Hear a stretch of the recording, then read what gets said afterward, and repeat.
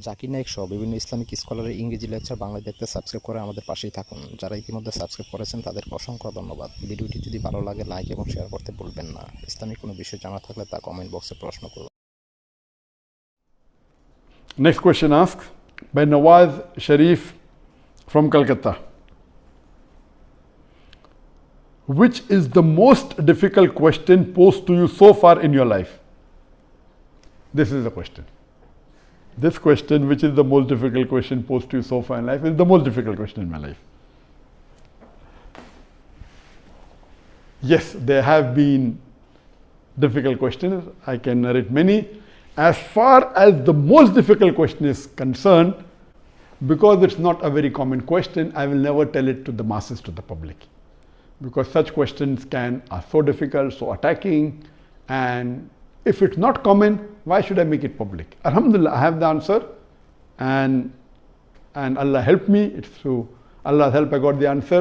This I only discuss with the scholars and the fuqahas.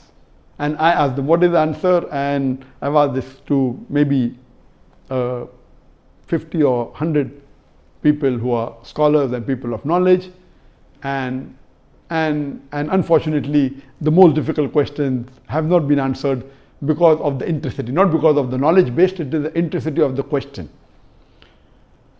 So those questions which are attacking Islam, and they are not common, and it's difficult to understand the answer.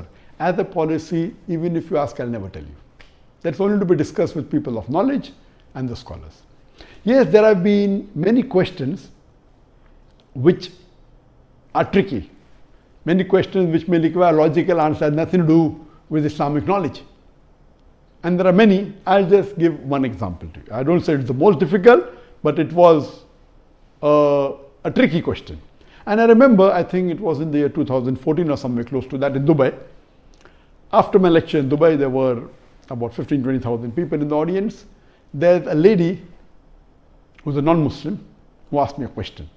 And she said, Dr. Zakir, you often give the example of why a Muslim lady should do hijab, and you ask the question that if two twin sisters who are equally beautiful, one of them is wearing the Islamic hijab, complete body covered, except the face and the hands up to the wrist, and the other twin sister, she's wearing the Western clothes with mini skirts and a low neck, and if both of them are walking down the streets of Dubai, and if there is a hooligan, if there is a ruffian who's waiting to tease a girl, which girl will he tease?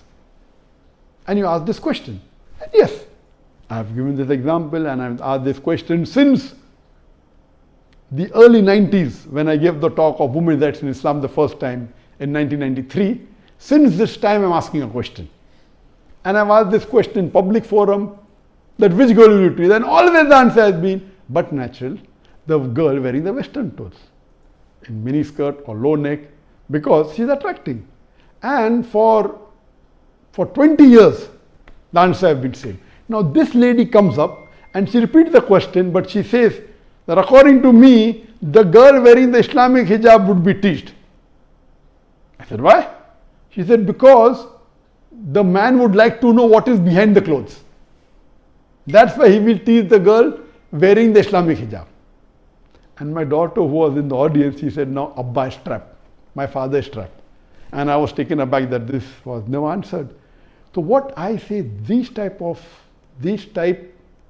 replies are mainly devilish replies to try and trap.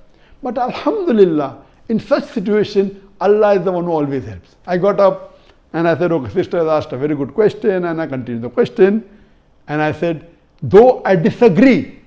So this was a question asked, now hear my answer. I said, I disagree with your answer. It's an illogical answer. But if you agree that your answer is correct, then why are you wearing clothes?